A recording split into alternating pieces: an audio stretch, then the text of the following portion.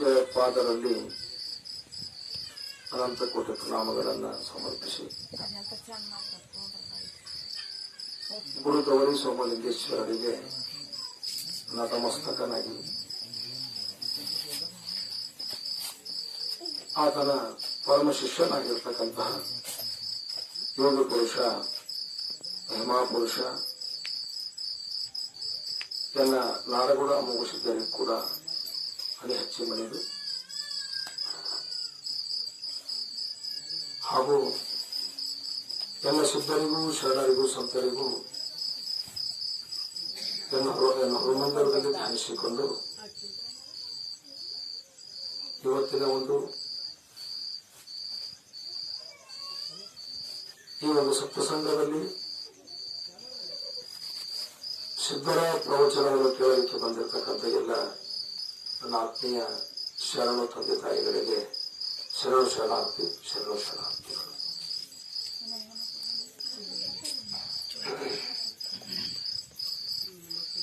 ಕಳ್ಳನಾಗರ ಕಂಡರೆ ಹಾಲೆರೆ ಎಂಬರು, ದಿಟರನಾಗರ ಕಂಡರೆ ಕೊಲ್ಲೆಂಬರು, ಉಂಬ ಜಂಗಮ ಮನೆಗೆ ಬಂದರೆ ಮುಂದೆ ನಡೆ ಎಂಬರು, ಉಣ್ಣದ ಲಿಂಗಕ್ಕೆ ಬೋನವ ಹಿಡಿಯುವರಯ್ಯ. ನಮ್ಮ ಕೂಡಲ ಸಂಗನ ಶರಣರ ಕಲ್ಲು ಉದಾಸೀನವ ಮಾಡಿದರೆ ಕಲ್ಲು ತಾಗಿದ ಮಿಟೆಯಂತಿಪ್ಪರಯ್ಯ ಕೂಡಲ ಸಂಗಮ ದೇವ ಅಂತ.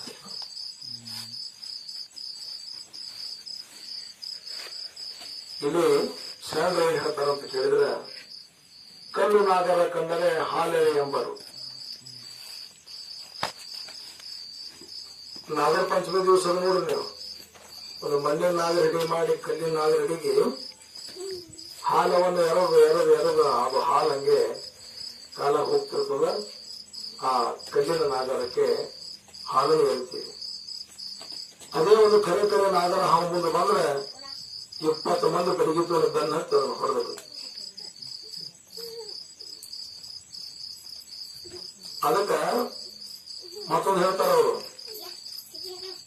ಹಸುವಿನಿಂದ ಬಂದಿರತಕ್ಕಂತಹ ಯಾರಾದರೂ ಶರಣರು ಸಂತರು ಮನೆಗೆ ಬಂದರೆ ಭಿಕ್ಷೆ ಇಲ್ಲ ನಡೆ ಮುಂದೆ ಅಂತಾರ.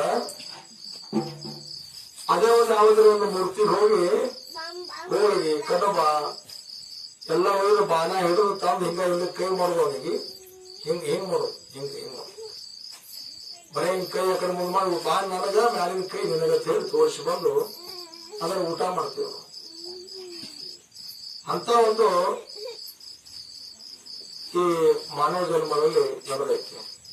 ಆ ಭೀಮರಾಯಗೌಡ ಮತ್ತು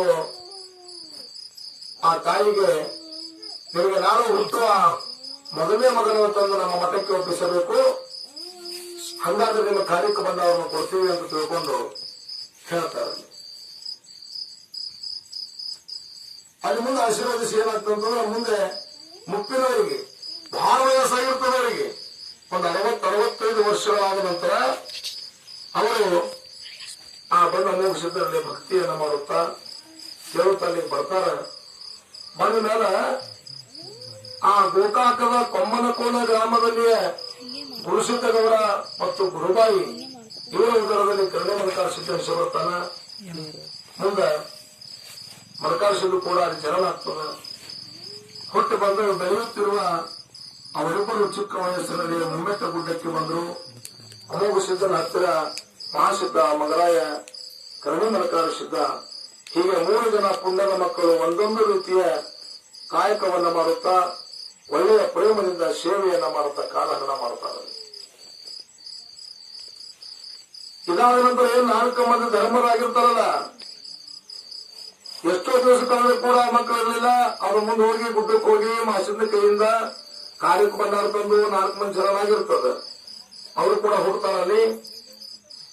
ಮುಂಜಾನೆ ಬುತ್ತಿಯ ಗಂಟನ್ನು ತೆಗೆದುಕೊಂಡು ಮಾಸಿದ್ದನು ಗುಡ್ಡಕ್ಕೆ ಹೋಗ್ತಾನ. ಅಲ್ಲಿ ತಂದೆಯ ಕೈಯಲ್ಲಿ ಆ ಬುತ್ತಿ ಬಾಣವನ್ನು ಕೊಟ್ಟು ನಿತ್ಯದ ದಿನಗಳಲ್ಲಿ ಆ ಇಬ್ಬರು ತಮ್ಮಗಳಿಗೆ ಮತ್ತು 4 ಮಂದಿ ಸೊತ್ತು ಧರ್ಮರಿಗೆ ಆ ಗರುಡಿನ ಮನೆಯಲ್ಲಿ ವಿದ್ಯಾಬುದ್ಧಿಯನ್ನು ಹೇಳಿಕೊಡುತ್ತಾ ಅಲ್ಲಿ ಇರ್ತಾರ.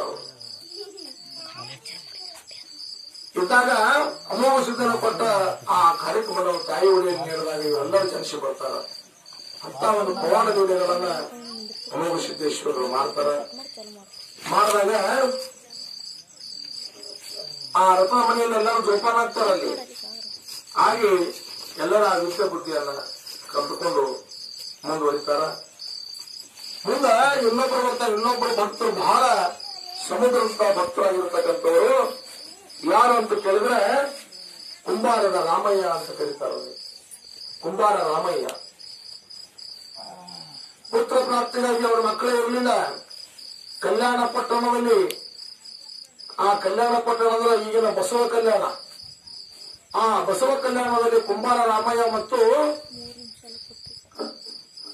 ತಾಯಿ ನೀಲಮ್ಮ ಎಂಬ ಸದಾಚಾರಿ ದಂಪತಿಗಳು ಅಲ್ಲಿ ವಾಸ ಮಾಡ್ತಾ ಇದ್ರು. ಅಂದ್ರೆ ಇದೆಲ್ಲ ಆಗ್ಬೇಕಾದ್ರೆ ಏನು ಕಾರಣ ಅಂತ ಕೇಳಿದ್ರೆ ಅಜ್ಞಾನ. ಹೇಳ್ತಾನ ಅಜ್ಞಾನ ತಿಂಬರ ಅಂದರ್ಶ ಜ್ಞಾನಾಂಜನ ಶಲಕಾಯ ಚಕ್ಷುರುಂಬಲಿ ಏನ ತಸ್ಮೈ ಶ್ರೀ ಗುರುವೇ ನಮಃ ಅಂತ ಹೇಳ್ತಾರೆ. ಅಜ್ಞಾನದ ಒಂದು ಕತ್ತಲೆಯನ್ನ ಹೊರದೂಡಿಸಬೇಕಾಗಿದ್ರೆ ಆ ಸದ್ಗುರುನಾಥನ ಕೃಪೆ ಬೇಕು.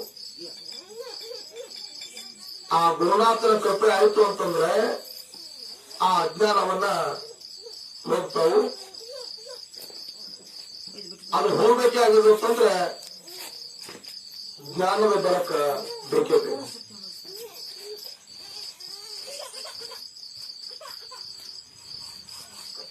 ಅದಕ್ಕೆ ಶರಣರು ಪದೇ ಪದೇ ಹೇಳ್ಕೊತೇ ಹೊಂಟಾರೆ, ನಾವು ಅದೇ ಕೇಳ್ಕೊತೇ ಹೊಂಟೇವೆ.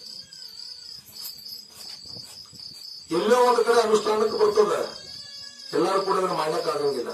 ಯಾಕಂತಂದ್ರೆ ಪ್ರಸಂಗ ಹೆಂಗಂತ ಕೇಳಿದ್ರೆ ಅನಿವಾರ್ಯ ಪ್ರಸಂಗ, ಏನು ಮಾಡ್ಲಿಕ್ಕೆ ಆಗಂಗಿಲ್ಲ. ಮಾತಾಡೋದಷ್ಟೇ. ಪುರಾಣ ಹೇಳೋರು, ಶಾಣತನ ಹೇಳೋರು, ಬುದ್ಧಿ ಹೇಳೋರು, ದೊಡ್ಡವರು ಹೇಳೋದಷ್ಟೇ ಇದೆ. ಅನುಭವ ಬರ್ಬೇಕಾದ್ರೆ ಬಹಳ ಟೈಮ್ ಸಿಗ್ತದೆ. ಅಷ್ಟು ಅನುಭವಕ್ಕೆ ಬರಂಗಿಲ್ಲ.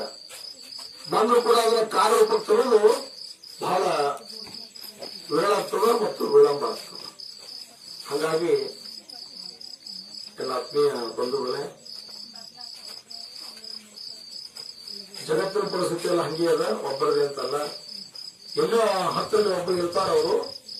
ಅವರೊಬ್ಬರಿಂದ ಅಲ್ಲಿರ್ತಕ್ಕಂಥ 10 ಜನರ ಅಜ್ಞಾನವನ್ನ ತೆಗಿಲಿಕ್ಕೆ ಒಬ್ಬ ಕಾರಣೀಭೂತಾಗಿರ್ತಾನೆ.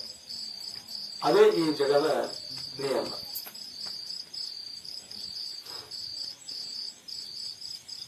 ನೋಡ್ರಿ, ನೀನು ಎಲ್ಲಿ ನಿಂತಿತ್ತು ಅಂತ ಕೇಳಿದ್ರೆ ಮಾಧುಲಿಂಗಂದು ಆ ಅಹಮದನಗರ ಅಂತೇಳಿ ಈಗ ಮಹಾರಾಷ್ಟ್ರದಲ್ಲಿ ಒಂದು ಜಿಲ್ಲೆಯ ಅಹಮದನಗರ, ಮಹಾರಾಷ್ಟ್ರ ಜಿಲ್ಲೆಯ ಒಂದು ಸ್ಥಳ. ಅದು ಹಿಂದೆ ಅದು ನಿಜಾಮಶಾಹಿಯ ರಾಜಧಾನಿಯಾಗಿತ್ತು ಅಹಮದನಗರ ಅಂತಂದ್ರೆ.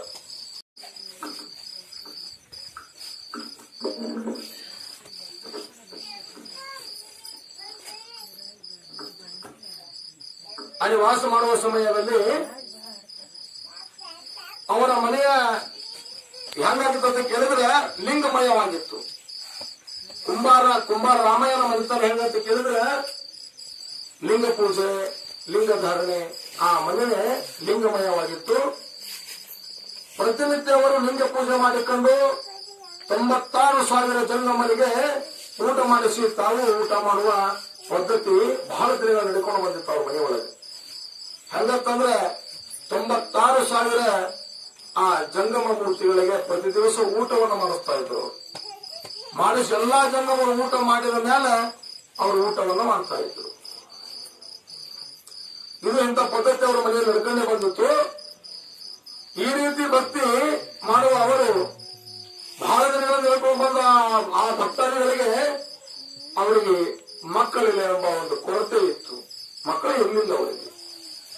ಆ ಮಕ್ಕಳಿಲ್ಲ ಎಂಬ ಚಿಂತೆಯಲ್ಲಿ ಪರಮತ್ತಿದ್ರು ಬಹಳ ಅವರು.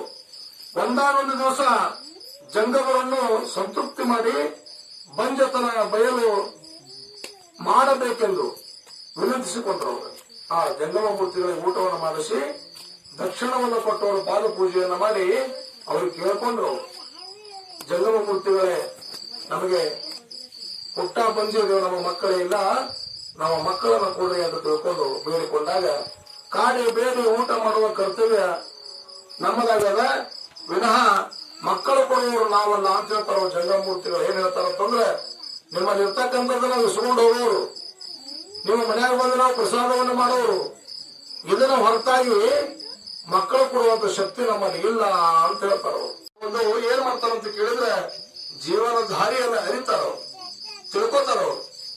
ಇದೆಲ್ಲಿಂದ ಆಕಾಶವಾಣಿ ಆಲಕತ್ತಾರ ತಿಳ್ಕೊಂಡು ಆಕಾಶವಾಣಿ ಶಬ್ದಗಳನ್ನು ಆ ಮನದಲ್ಲಿ ಗುಂಗಿಸುತ್ತ ಅದನ್ನು ವಿಚಾರ ಮಾಡ್ತಾರ. ಅವ್ರು ಏನಿದು ಆಕಾಶವಾಣಿ ಬಂತಲ್ಲ, 3 ದಿವಸದ ಬಲು ಸಂತೋಷದಿಂದ 3 ದಿವಸದವರೆಗೆ ಬಹಳ ಸಂತೋಷದಿಂದ ಅಲ್ಲಿ ನಡ್ಕೋತ ಗುಡ್ಡಕ್ಕೆ ಬರ್ತಾರ.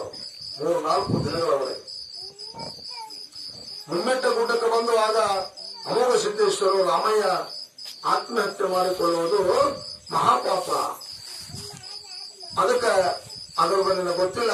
ಆತ್ಮಹತ್ಯೆ ಮಾಡಿದ್ರೆ ಈ ಜನ್ಮದಲ್ಲಿ ಮೋಕ್ಷ ಸಿಗಂಗಿಲ್ಲಪ್ಪ, ಆತ್ಮಹತ್ಯೆ ಯಾಕೆ ಮಾಡ್ಕೋತಿ ಅಂತ ಕೇಳಿದಾಗ, ಪೂಜ್ಯರೇ ನನಗೆ ಮಕ್ಕಳೇ ಇಲ್ಲ, ನಾವು ಹುಟ್ಟ ಬಂಜೆ ಇರಲಿಲ್ಲ, ಅದಕ್ಕೆ ಆಕಾಶವಾಣಿ ಆಗೈತಿ, ಅದಕ್ಕೆ ಇಲ್ಲಿ ಮಕ್ಕಳ ಕೊಡ್ತಾರ ಅಂತ ಹೇಳಿ ಗೊತ್ತಾಗ ನಾವು ಮುಮ್ಮೆಟ್ಟ ಗುಡ್ಡಕ್ಕೆ ತಮ್ಮ ಸೇವೆಯನ್ನು ಮಾಡಲು ಬಂದಿದ್ದೇವೆ ಅಂತ ತಿಳ್ಕೊಂಡು ಅಲ್ಲಿ ಆ ಸದ್ಗುರುನಾಥ ಅಮೋಘ ಸಿದ್ಧರಿಗೆ ಹೇಳ್ತಾರ.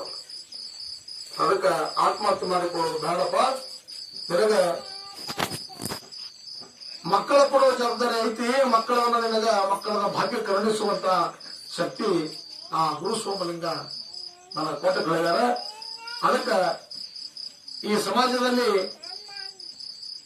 ಆತ್ಮಹತ್ಯೆ ಮಾಡಿಕೊಳ್ಳುವುದು ಬಹಳ ಪಾಪದ ಕೆಲಸ ಐತಿ, ಅದನ್ನ ಮಾಡ್ಕೋಬೇಡ್ರಿ, ನಿಮ್ಮ ಮಕ್ಕಳ ಭಾಗ್ಯ ಕೊಡ್ತೀವಿ ಅಂತ ತಿಳ್ಕೊಂಡು ಆ ಬಂಧಿತರ ಸಮಾಜದ ಹುಚ್ಚು ಮಾತಿನಿಂದ ನಾವು ಕಂಗಾಲಾಗಿ ಭೂಮಿಯ ಮೇಲೆ ಜೀವಂತ ಇರಬಾರದು ತಿಳ್ಕೊಂಡು ಈ ನಿರ್ಧಾರಕ್ಕೆ ಬಂದಿದ್ದೇವೆ ತಂದೆ.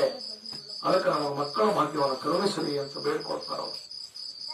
ಅದಕ್ಕೆ ಅಲ್ಲಿ ಅಮೋಷದ ಮತ್ತೆ ಏನ್ ಹೇಳ್ತಾರ ಅಂತ ಕೇಳಿದ್ರೆ, ರಾಮಯ್ಯ ನೀಲಂಬರಿಗೆ ನೀವೇನು ಚಿಂತೆ ಮಾಡಬೇಡ್ರಿ, ನಿಮಗೆ ನಾನು ಮಕ್ಕಳವನ್ನು ಕೊಡುತ್ತೇನೆ, ಅದಕ್ಕೆ ನೀವೇನು ಮಾಡ್ರಿ ಅಂತ ಕೇಳಿದ್ರೆ ಲಿಂಗವನ್ನು ಕಟ್ಟಲಿಕ್ಕೆ ನನ್ನನ್ನು ಕಲಿಸ್ರಿ ಎಂದು ಆ ಮಾತಿಗೆ ಅವರಿಬ್ಬರು ಸಂತೋಷದಿಂದ ಒಪ್ಪಿಕೊಂಡು ಆ ಅಮೋಘ ಸಿದ್ಧನು ಕಾಯಕ ಭಂಡಾರವನ್ನು ಕೊಟ್ಟು ಆ ದಂಪತಿಗಳಿಗೆ ಆಶೀರ್ವಾದವನ್ನು ಮಾಡುತ್ತಾರೆ. ಸಂತೋಷದಿಂದ ಒಡೆಯನಿಂದ ನನ್ನ ಔಷಧ ಜ್ಯೋತಿ ಬೆಳೆಯಿತು, ಬೆಳಗಿತ್ತಲ್ಲಿ. ಯಾಕಂದ್ರೆ ಔಷಧ ಜ್ಯೋತಿ ಇರಲಿಲ್ಲ, ಹುಟ್ಟ ಬಂದಿರುತ್ತೇವಲ್ಲ, ಹಂಗಾಗಿ ನನ್ನ ಔಷಧ ಜ್ಯೋತಿ ಬೆಳಗಿಸಿದ ಈ ಸಿದ್ಧ ಪುರುಷರಿಗೆ ದೀರ್ಘ ದಂಡವತ್ತ ಪ್ರಣಾಮಗಳನ್ನು ಸಲ್ಲಿಸುವುದು ತಿಳ್ಕೊಂಡು ಅಲ್ಲಿ ದಂಡವತ್ತ ಪ್ರಣಾಮಗಳನ್ನು ಹಾಕ್ತಾರೆ. ಹಾಕಿ ಆ ಸುಂದರವಾಗಿರ್ತಕ್ಕಂಥ ಗಂಡ ಮಗನನ್ನ ಕೊಟ್ಟು ತಾವು ಲಿಂಗ ಧಾರಣೆ ಮಾಡಲು ಬರಬೇಕೆಂದು ಅವರಿಗೆ ಕೇಳಿಕೊಡ್ತಾರೆ. ರಾಮಯ್ಯನ ಸಂತೋಷಮಯವಾಗಿರ್ತಕ್ಕಂಥ ಆ ಆನಂದವನ್ನು ನೋಡಿ ಭಕ್ತಿಯನ್ನು ಕಂಡು ಅಮೋಘ ಸಿದ್ದೇಶ್ವರ ಏನ್ ಹೇಳ್ತಾರೆ ಅಂತ ಕೇಳಿದ್ರೆ, 5 ವರ್ಷದ ಬಿಳಿಯಾನು ಸಿದ್ಧನಿಗೆ ಲಿಂಗ ಧಾರಣೆಗೆ ಕರೆದುಕೊಂಡು ಹೋಗಲು ತಿಳಿಸಿಕೊಡ್ತಾರೆ. ಯಾಕಂದ್ರೆ 4 ಧರ್ಮರ 4 ಮಂದಿ ಸತ್ಯ ಧರ್ಮರಲ್ಲಿ ಆ ಬಿಳಿಯಾನು ಸಿದ್ಧನಿಗೆ ಈ ಲಿಂಗ ಕಟ್ಟುವ ಕೆಲಸವನ್ನು ಒಪ್ಪಿಸ್ತಾರೆ. ಅವರು ಒಪ್ಪಿಸಿದಾಗ ಲಿಂಗ ಧಾರಣೆ ಕರೆದುಕೊಂಡು ಹೋಗಲು ನಿರ್ಧಾರ ಮಾಡಿಬಿಡ್ತಾರೆ. ಆಗ ರಾಮಯ್ಯನು ಯೋಗಿಗಳೇ, ನಮ್ಮೂರಲ್ಲಿ 96,000 ಜಂಗಮರಲ್ಲಿ ಈ ಹುಡುಗನು ಲಿಂಗ ಧಾರಣೆಯನ್ನು ಹೇಗೆ ಮಾಡುವನು, ನೀವೇ ಬಂದರೆ ಒಳಿತಾಗುವುದು ಎಂದು ಕೈ ಜೋಡಿಸಿ ಕೇಳ್ತಾರಲ್ಲಿ. ಕೇಳಿದಾಗ ಆಗ ಅಮೋಘ ಸಿದ್ಧನು, ರಾಮಯ್ಯ ಇವನು ನಿನಗೆ ಚಿಕ್ಕ ಹುಡುಗನಾಗಿ ಕಂಡರೂ ಕೂಡ ಇವನಲ್ಲಿ ಅದ್ಭುತವಾಗಿರತಕ್ಕಂಥ ಶಕ್ತಿ ಅಡಕವಾಗಿರ್ತಪ್ಪ. ಯಾಕಂದ್ರೆ ಇವರು ಸತ್ಯ ಧರ್ಮದಾಗಿ ಹುಟ್ಟಿ ಬಂದರ ಭೂಮಿ ಮೇಲೆ, ಹಂಗೆ ನೀವು ಸಣ್ಣವಂತೇನು ಭಾವಿಸಬೇಡ. ಸಣ್ಣ ಕೂಸಿದ್ದಾನ, ಈ ಬಿಳಿಯಾನ ಸಿದ್ಧಾಂತ ಲಿಂಗ ಕರ್ತಾರ ತಿಳ್ಕೊಂಡು ಏನು ಮನದಲ್ಲಿ ಸಂಕೋಚ ಪಡಬೇಡ. ಅದಕ್ಕೆ ಬಹಳ ಅಪಾರವಾಗಿರ್ತಕ್ಕಂಥ ಶಕ್ತಿ ಇವನಲ್ಲಿ ಐತಿ, ಕರೆದುಕೊಂಡು ಹೋಗಿ ನನ್ನ ಮಗನಿಗೆ ಲಿಂಗ ಧಾರಣವನ್ನು ಮಾಡಿಕೊಂಡು ತಿಳ್ಕೊಂಡು ಹೇಳಿದಾಗ ಅದಕ್ಕೆ ಕೈ ಜೋಡಿಸಿ ಕೇಳ್ತಾನ ಅಮೋಘ ಸಿದ್ಧನು. ಈ ಶಬ್ದವನ್ನು ಹೇಳಿ, ಆ ಅದ್ಭುತ ಶಕ್ತಿ ಅಡಕವಾಗ್ಯದ, ನೀನೇನು ಸಂಶ ಪಡಬೇಡಪ್ಪ, ನಿನ್ನ ಕಾರ್ಯಗಳೆಲ್ಲ ವಿಘ್ನವಾಗಿ ನಿರ್ವಿಘ್ನವಾಗಿ ಸಾಗ್ತವ, ಯಾವುದೇ ವಿಘ್ನ ಬರಂಗಿಲ್ಲ ಎಂದು ಅಮೋಘ ಸಿದ್ದೇಶ್ವರ ಆಶೀರ್ವಾದ ಮಾಡಿ ಆ ರಾಮಯ್ಯ ಮತ್ತು ಬಿಳಿಯಾನ ಸಿದ್ಧರನ್ನು ಕಲ್ಯಾಣ ಪಟ್ಟಣಕ್ಕೆ ಕಳಿಸಿಕೊಡ್ತಾರೆ. ಅಲ್ಲಿ ಕಳಿಸಿಕೊಟ್ಟಾಗ ಏನಾಗ್ತದೆ ಅಂತ ಕೇಳಿದ್ರೆ, ಇಬ್ಬರು ಕಲ್ಯಾಣ ನಗರಕ್ಕೆ ಹೊರಟು ಬಿಡ್ತಾರ. ಹೊರಟು ದಾರಿಯಲ್ಲಿ 7 ಗಜದ ದೊಡ್ಡದಾದ ಬಂಡೆಗಲ್ಲು ಅವರ ಎದುರಿಗೆ ಬಂದು ಬಿಡ್ತದೆ. ಭೀಮರಾಯನೆಂಬ ಸದಾಚಾರಿ ಇರುತ್ತಿದ್ದ. ಸಾಕಷ್ಟು ದುಡ್ಡು ಆಸ್ತಿ ಗಳಿಸಿದ ಭೀಮರಾಯನು ಆ ಪಟ್ಟಣದಲ್ಲಿ ಉತ್ತಮ ನ್ಯಾಯಾಧೀಶನಾಗಿದ್ದ ಮತ್ತು ನ್ಯಾಯವಾದಿಯಾಗಿದ್ದ. ಸತ್ಯದ ಬೆನ್ನತ್ತಿದ್ದ. ಅವನ ಹಿರಿಯರು ಬಹಳಷ್ಟು ಆಸ್ತಿ ಗಳಿಸುತ್ತಿದ್ರು. ಅವನ ಹಿರಿಮೆ ಕೂಡ ಅಷ್ಟೇ ಬೆಳೆದಿತ್ತು. ಬಡವರ ಪಾಲಿಗೆ ಅವನೊಬ್ಬ ದೇವ ಮಾನವನಾಗಿದ್ದ. ಯಾರಂತ ಕೇಳಿದ್ರೆ ಭೀಮರಾಯ ಎಂಬ 5 ವರ್ಷದ ಹುಡುಗನೊಬ್ಬನು ನೆರೆಮನೆಯ ಹೆಣ್ಣು ಮಗಳ ಆಭರಣವನ್ನು ಕಳುವು ಮಾಡಿದ್ದಲ್ಲಿ ಆ ಹುಡುಗನ ಮೇಲೆ ಸಂಶಯ ಬಂದು ಅವಳು ಆ ಭೀಮರಾಯದೊಡನಿಗೆ ನ್ಯಾಯ ಬೇಡಲು ಹೋದ್ರು. ಒಂದು 6 ವರ್ಷದ ಹುಡುಗ ನಮ್ಮ ಮನ್ಯಾಗ ಬಂದು ಬಂಗಾರದ ಆಭರಣ ತೆಗೆದುಕೊಂಡು ಹೋಗ್ಯಾನ. ತಿಳ್ಕೊಂಡು ಆ ಭೀಮರಾಯನಿಗೆ ಬಂದು ಅಲ್ಲಿ ಬಿರಾಜಿಯನ್ನು ಕೊಡ್ತಾರೆ. ಹುಡುಗನ ಮೇಲೆ ಸಂಶಯ ಬಂದು ಅವರು ಭೀಮರಾಯನಿಗೆ ಬಂದು ನ್ಯಾಯ ಬೇಡಲು ಹೋಗ್ತಾರಲ್ಲಿ. ಈ ನ್ಯಾಯ ನಿರ್ಣಯದ ಸಲುವಾಗಿ ಸಾಕಷ್ಟು ಜನರು ಭೀಮರಾಯನ ಕಡೆಗೆ ಹೋದರು. ಇದ್ದಕ್ಕಿದ್ದಂತೆ ನ್ಯಾಯ ಕೇಳಿದರೆ ಬಂಜೆಯರ ಕೈಯಿಂದ ಕೂಸಿಗೆ ಎಂದಾದರೂ ನ್ಯಾಯ ಸಿಕ್ಕೀತೆ ಎಂದು ಹುಡುಗನ ತಾಯಿ ಶಪಿಸ್ತೊಡುತ್ತಾಳೆ. ಆ ಹುಡುಗನ ತಾಯಿ ಶಪಿಸ್ತೊಡುತ್ತಾಳ. ಈ ಮಾತನ್ನು ಕೇಳಿದ ಭೀಮರಾಯನಿಗೆ ಸಿಡಿಲು ಬರುವಂತಾಗ್ತದಲ್ಲಿ. ಯಾಕಂದ್ರೆ ಇವನಿಗೆ ಮಕ್ಕಳಿಲ್ಲ. ಈ ನ್ಯಾಯ ಹೇಳ್ತಲ್ಲ ಭೀಮರಾಯ, ಈ ಭೀಮರಾಯನಿಗೆ ಮಕ್ಕಳಿಲ್ಲ. ಇವನೇನ ಮಂದಿ ಮಕ್ಕಳಿಗೆ ಇವನಿಗೇನು ಪೂರ ಆಗ್ತದೆ. ಯಾಕಂದ್ರೆ ಹುಟ್ಟ ಪಂಚಿ ಇದ್ದಾನ. ಇವ ಹೇಳು ನ್ಯಾಯ ಸರಿ ಇರ್ತದೆ ಅಂತ ತಿಳ್ಕೊಂಡು ಅವನಿಗೆ ತುಚ್ಛದ ನಿಂದಿದ ಮಾತುಗಳನ್ನ ಆಡ್ತಾರಲ್ಲಿ. ಅಲ್ಲಿ ಸಿಡಿಲು ಬಡದಂತಾಗ್ತದೆ. ಭೀಮರಾಯನು ತನಗೆ ಬಂದೊದಗಿದ ಸ್ಥಿತಿಯ ಬಗ್ಗೆ ಹೆಂಡತಿಯ ಮುಂದೆ ಹೇಳ್ತಾನೆ. ಹೋಗಿ ಮನೆಯಾಗ ಹೋಗಿ ನ್ಯಾಯ ತಂದು ಕೊಟ್ಟಿದ್ರು. ಆ ಹುಡುಗನ ತಾಯಿ ನನಗೆ ಈ ಬಂಜಿ ಮಾತು ಏನು ಕೇಳೋದು ಹುಟ್ಟ ಬಂಜಿ ಅಂತ ತಿಳ್ಕೊಂಡು ನೋಡಿತಾರ. ಭೀಮರಾಯನ ತನಗೆ ಬಂದ ಪರಿಸ್ಥಿತಿ ಹೋಗಿ ಅಂತಿಮ ಮುಂದೆ ಹೇಳಿದಾಗ ಅದೆಷ್ಟೋ ಹೆಣ್ಣು ಮಕ್ಕಳ ಬಾಯಿಂದ ಬಂಜಿ ಎನ್ನುವ ಶಬ್ದ ಕೇಳಿ ಕೇಳಿ ಅವನ ಮನವಿಯು ಬೇಸತ್ತು ಹೋಗಿತ್ತು. ಎಲ್ಲರೂ ಬಂಜಿ ಬಂಜಿ ಬಂಜಿ ಅಂತಂದು ಆ ಗಡ್ಡಿ ಬಂಜಿಯನ್ನು ಮಾತನಾಡೋದನ್ನು ಕೇಳಿ ಅವನ ಮನಸ್ಸಿಗೆ ಬಹಳ ಬೇಸರ ಆಗಿತ್ತು. ಇಬ್ರು ಗಂಡ ಹೆಂಡರ ಮನಸ್ಸಿಗೆ ಅವರು ಆತ್ಮಹತ್ಯೆ ವಿಚಾರ ಮಾಡತೊಡಗಿದರು. ಅಂತಹ ವೇಳೆಯಲ್ಲಿ ಅಮೋಘ ಸಿದ್ಧನು ಮಕ್ಕಳನ್ನು ಕೊಡಲೆಂಬ ಸುದ್ದಿಯನ್ನು ಕೇಳಿ ನಮ್ಮೆಟ್ಟ ಗುಡ್ಡಕ್ಕೆ ಹೋದರು. ದೂರದಿಂದ ಬಂದ ದಂಪತಿಗಳಿಗೆ ಅಮೋಘ ಸಿದ್ದೇಶ್ವರರು ಮೊದಲು ಹುಟ್ಟಿದ ಮಗನನ್ನು ನಮಗೆ ಕೊಡಬೇಕು, 2ನೆಯ 3ನೆಯ ಮಕ್ಕಳನ್ನು ನೀವು ಇಟ್ಟುಕೊಳ್ಳಬೇಕೆಂದು ಆಶೀರ್ವದಿಸಿ ಕಳಿಸ್ತಾರೆ. ಆ ಊರಿನಲ್ಲಿ ಆ ಕುರಿ ಸಾಕಿದ ಇವನು ಊರು ಹೊರಗೆ ಒಂದು ದೊಡ್ಡಿ ಮಾಡಿದ್ದವ. ಗಾಳಿ ಬಿಟ್ಟಾಗ ಕುರಿ ಮಲಮೂತ್ರ ವಾಸನೆ ಎಲ್ಲಿ ಬರ್ತದೆ ಅಂತ ಕೇಳಿದ್ರೆ ಆ ಜಂಗಮರಿಗೆ ಸಹಿಸಲಾಗ್ತಿರ್ಲಿಲ್ಲ. ಊರಲ್ಲಿ ಹಾಕಿದ ಬಾಸು ಒಂದು ದೊಡ್ಡಿ ಮಾಡಿದ್ದ. ದೊಡ್ಡಿ ಒಳಗೆ 100 ಕುರಿಗಳನ್ನು ಹಾಕಿಬಿಡ್ತಿದ್ದ. ಅವೇನು ಉಚ್ಚಿ ಮತ್ತು ಹೆಂಡಿ ಹಿಕ್ತಿದ್ವಲ್ಲ ಅದರ ವಾಸನೆ ಎಲ್ಲ ಆ ಜಂಗಮರ ಮನೆ ಕಡೆ ಬರ್ತಿತ್ತು. ಅವಾಗ ಅಲ್ಲಿ ಜಂಗಮರಿಗೆ ಒಟ್ಟ ಸಹನೆ ಆಗ್ತಿರ್ಲಿಲ್ಲ. ಅದು ಇಡೀ ಆ ವರ್ಷದಲ್ಲಿ ಅವರ ಕುರಿಗಳ ದೊಡ್ಡಿಯನ್ನು 4-5 ಸ್ಥಳಗಳಲ್ಲಿ ಬದಲಾಯಿಸ್ತಿದ್ದ. ಯಾಕಂದ್ರೆ ಅವರೆಲ್ಲ ಬೈತಿರ ಅವನಿಗೆ, ಏನೋ 3-4 ದೊಡ್ಡಿ ಹಾಕಿಬಿಟ್ಟಿದೀಪ, ನಮ್ಗೆ ವಾಸನೆ ಬರ್ತದೆ, ತೆಗೆದು ಬೇರೆ ಕಡೆ ಹಾಕು ಅಂತಂದಾಗ ಅವ ಒಂದು ವರ್ಷ 4-5 ಜಾಗ ಅದನ್ನ ಬದಲಾಯಿಸಿ ಆ ದೊಡ್ಡಿಯನ್ನು ಹಾಕ್ತಿದ್ದ. ಪ್ರತಿದಿನದಂತೆ ಅವನು ಏನಾಗ್ತಂತಂದ್ರೆ ಕುರಿ ಮೇಯಿಸುತ್ತಾ ಹೊರಟಾಗ ಬಾವಿಯ ಮೇಲೆ ಒಣಗಿದ ಚಿಗುರು ಹೊಡೆದಿದ್ದ ಆ ಒಂದು ದೊಡ್ಡ ಗಿಡ ನೋಡ್ತಾನ. ಹಾಳು ಬಾವಿ ತುಂಬಿ ಹರಿದು ನೋಡ್ತಾನ. ಬಂದದ್ದನ್ನು ಕಂಡು ಯಾರು ಬಂದಿರ್ಬೇಕಪ್ಪ, ಇಲ್ಲಿ ಇಂಥ ಗಿಡ ಎಲ್ಲ ಒಣಗಿದ ಗಿಡ ಸಿಗ್ತೈತಿ, ಮತ್ತೆ ಬಾಯಿ ಒಳಗೆ ನೀರಿಲ್ಲ, ಪೂರಾ ಬಾಯಿ ಬತ್ತಿ ಹೋಗಿತ್ತು. ಆ ಬಾಯಿಯಲ್ಲಿ ನೀರು ಹರಿಲಿಕ್ಕತ್ತದಲ್ಲ, ಯಾರು ಬಂದಿರಬೇಕು ಅಂತ ತಿಳ್ಕೊಂಡು ಆಶ್ಚರ್ಯಪಟ್ಟು ಆ ಬಿಳಿಯಾದ ಸಿದ್ಧನ್ನು ನೋಡಿದ ಕರಿಯಪ್ಪನು ಇವನೊಬ್ಬ ಅಸಾಮಾನ್ಯ ವ್ಯಕ್ತಿ ಅದಾನ. ಯಾಕಂದ್ರೆ ಸಾಮಾನ್ಯ ವ್ಯಕ್ತಿ ಅಲ್ಲ. ಈ ತರ ಬಂದು ಕುಳಿತಾಗ ಒಣಗಿದ ಗಿಡ ಚಿಕ್ಕದ ಆರಿದ ಪೂರಾ ಒಣಗಿದ ಬಾವಿ ಎಲ್ಲ ನೀರು ಹರಿಲಿಕ್ಕತ್ತ ಅಂತ ತಿಳ್ಕೊಂಡು ಆಶ್ಚರ್ಯಪಟ್ಟು ಆ ವ್ಯಕ್ತಿ ಅವನಿಗೆ ತನಗಾದ ವ್ಯಕ್ತಿಯನ್ನು ಹೇಳಿ ಆ ಸಿದ್ಧ ಪುರುಷರಿಗೆ ನಮಸ್ಕಾರವನ್ನ ಮಾಡ್ತಾನೆ. ಯಾಕಂದ್ರೆ ನನಗೆ 4-5 ಜಾಗ ಎಲ್ಲ ಕಿತ್ತಿಸಿ ದೊಡ್ಡ ಕಿತ್ತಿಸ್ತಾರೆ ಇವರನ್ನವರು, ನಾ ಎಲ್ಲಿ ಹೋಗ್ಬೇಕಂತ ತಿಳ್ಕೊಂಡು ಪರಿಹಾರ ಮಾಡಿಕೊಳ್ಳಬೇಕೆಂದು ಸಾಷ್ಟಾಂಗ ನಮಸ್ಕಾರ ಮಾಡಿಬಿಡ್ತಾನೆ. ಮತ್ತು ತನ್ನ ಅನಾನುಕೂಲತೆಯನ್ನ ಆ ಸಿದ್ಧ ಪುರುಷರ ಮುಂದೆ ಹೇಳ್ತಾನೆ. ಹೇಳಿಕೊಂಡಾಗ ಬಿಳಿ ಅನಿಸಿದ್ರು ಏನ್ ಹೇಳ್ತಾರ ಅಂತ ಕೇಳಿದ್ರೆ, ಈಗ ಊರಲ್ಲಿ ಒಂದು ಗೂಳಿ ಸತ್ತದೆ, ಅದರ ಅಂತ್ಯ ಸಂಸ್ಕಾರಕ್ಕೆ ನಿನಗೆ ಒಂದು ತ್ರಾಸು ಕೊಟ್ಟು ಜನರನ್ನ ಬರ್ತಾರೆ ನಿನಗೆ. ಯಾಕಂದ್ರೆ ನೀನು ಒಯ್ಯಕ್ ಬರ್ತಾರ, ಅವರು ತ್ರಾಸು ಕೊಡ್ತಾರೆ. ನೀನು ಈ ಭಂಡಾರವನ್ನು ಒಂದು ಟಗರಿನ ಮೇಲೆ ಹೊಡಿ, ಅದು ಮೂರ್ಛವಾಗ್ತದೆ. ಅದು ಸತ್ತಕೊಂಡು ಹೋಗಿ ಆ ಸತ್ತ ಗೋಳಿಯ ಮೇಲೆ ಆ ಒಂದು ಮೆರವಣಿಗೆ ಮಾಡ್ತಾರ. ಎದುರಿಗೆ ಹೋಗು, ಅಲ್ಲಿ ಜನರು ನಿನಗೆ ಏನ್ ಮಾಡ್ತಾರೆ ಅಂತ ಕೇಳಿದ್ರೆ ನಾನಾ ರೀತಿಯಿಂದ ಕಷ್ಟ ಕೊಡುವರು. ಆಗ ನಾನು ಯೋಗ್ಯವಾದ ನ್ಯಾಯವನ್ನು ನಿನಗೆ ಮಾಡ್ತೀನಿ. ನೀನು ಭಂಡಾರವನ್ನು ಟಗರಿನ ಮೇಲೆ ಸಿಂಪಡಿಸಪ್ಪ, ಅದು ಜೀವಂತ ಆಗ್ತದೆ ಅಂತಂದು ಹೇಳ್ತಾನಲ್ಲಿ. ಹೇಳಿದಾಗ ಅಲ್ಲಿ ಪ್ರವಾಹ ನಡೀತದೆ. ಮೊದಲು ಭಂಡಾರ ಕೊಟ್ಟಿರ್ತಾನ, ಅಲ್ಲಿ ಒಂದು ಗೂಳಿ ಸತ್ತಿರ್ತದ.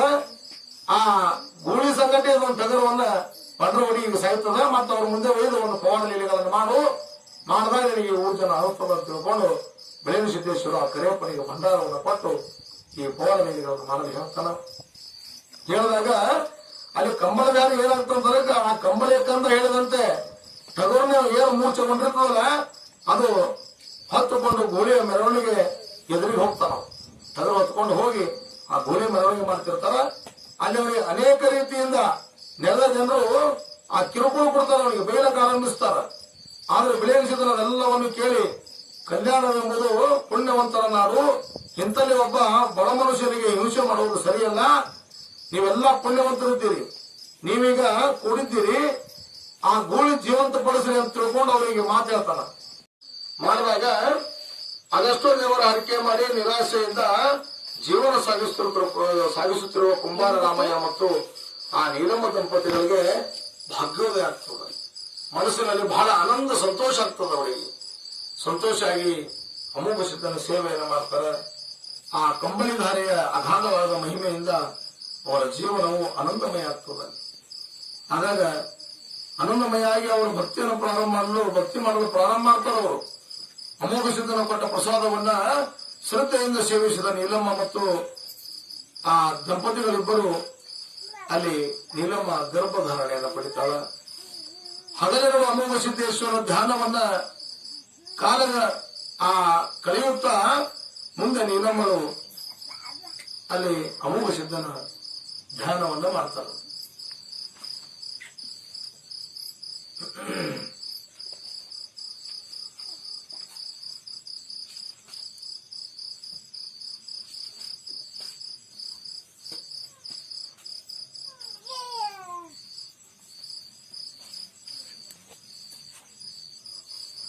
ಅಲ್ಲಿ ಏನಾಗ್ತಂತ ಕೇಳಿದ್ರೆ, ಇಬ್ಬರು ದಂಪತಿಗಳು ಆತನ ಸೇವೆಯನ್ನು ಮಾಡುತ್ತಾ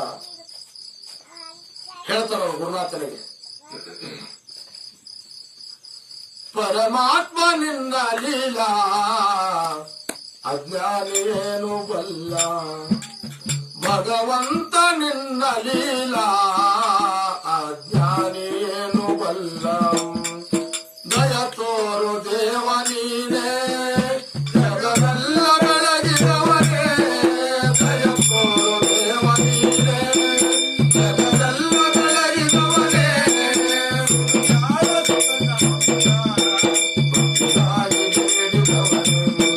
ಶ್ರೀಯಾಯ ಸುಖನ ಮಾಂಸ ಭಕ್ತಿಯಾಗಿ ಬೇಡಿದವನೇ, ಪರಮಾತ್ಮ ನಿನ್ನ ಲೀಲಾ ಅಜ್ಞಾನಿಯೇನು ಬಲ್ಲ, ಭಗವಂತ ನಿನ್ನ ಲೀಲಾ ಅಜ್ಞಾನಿಯೇನು ಬಲ್ಲ. ಹಕ್ಕಿ ಪಕ್ಷಿ ಪುಟಿಸಿದಲ್ಲ ಅನ್ನ ನೀಡಿಸಲುವಿದಲ್ಲ, ಹಕ್ಕಿ ಪಕ್ಷಿ ಪುಟಿಸಿದಲ್ಲ ಅನ್ನ ನೀಡಿಸಲುವಿದಲ್ಲ, ಸೃಷ್ಟಿ ನೀನೆ ರಚಿಸಿದಲ್ಲ ಅನ್ನ ಹಾರಿಸಲುವಿದಲ್ಲ, ಸೃಷ್ಟಿ ನೀನೆ ರಚಿಸಿದಲ್ಲ ಅನ್ನ ನೀಡಿಸಲುವಿದಲ್ಲ, ಪರಮಾತ್ಮ ನಿನ್ನ ಲೀಲಾ ಅಜ್ಞಾನಿಯೇನು ಬಲ್ಲ, ಪರಮಾತ್ಮ ನಿನ್ನ ಲೀಲಾ ಅಜ್ಞಾನಿಯೇನು ಬಲ್ಲ.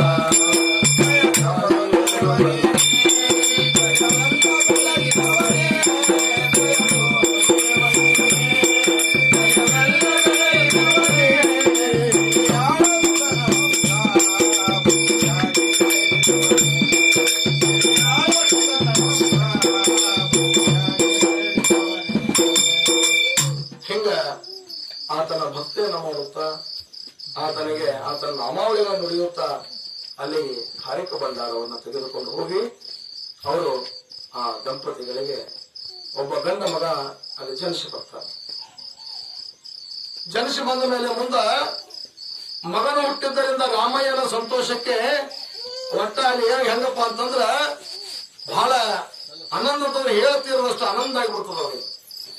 ಈ ಸಂತೋಷದ ಸುದ್ದಿಯನ್ನು ಅಮಾವಾಸ್ಯರಿಗೆ ತಿಳಿಸಿ ಲಿಂಗ ಕಟ್ಟಲು ಕರೆದುಕೊಂಡು ಬರಬೇಕೆಂದು ರಾಮಯ್ಯನ ಮುಮ್ಮೆಟ್ಟು ಗುಡ್ಡಕ್ಕೆ ಹೋಗ್ತಾರ. ಮತ್ತ ಯಾಕಂದ್ರೆ ಅಮಾವಾಸ್ಯ ಕೊಟ್ಟಿರ್ತಕ್ಕಂತ ಈ ಮಗನಿಗೆ ಲಿಂಗ ಕರ್ತೀನಿ ಅಂತ ಹೇಳ್ಯಾರ ಅವರು ಸಿದ್ಧ ಪುರುಷರು. ಅದಕ್ಕೆ ಅವ್ರನ್ನ ಕರೆದುಕೊಂಡು ಈ ಮಗನಿಗೆ ಲಿಂಗ ದೀಕ್ಷೆಯನ್ನು ಮಾಡೋಣ ಎಂದು ತಿಳ್ಕೊಂಡು ಅವ್ರು ಗುಡ್ಡಕ್ಕೆ ಬರ್ತಾರ. ಬಂದು ಆ ಸಿದ್ಧರಿಗೆ ದೀರ್ಘ ದಂಡ ನಮಸ್ಕಾರಗಳನ್ನು ಸಲ್ಲಿಸಿ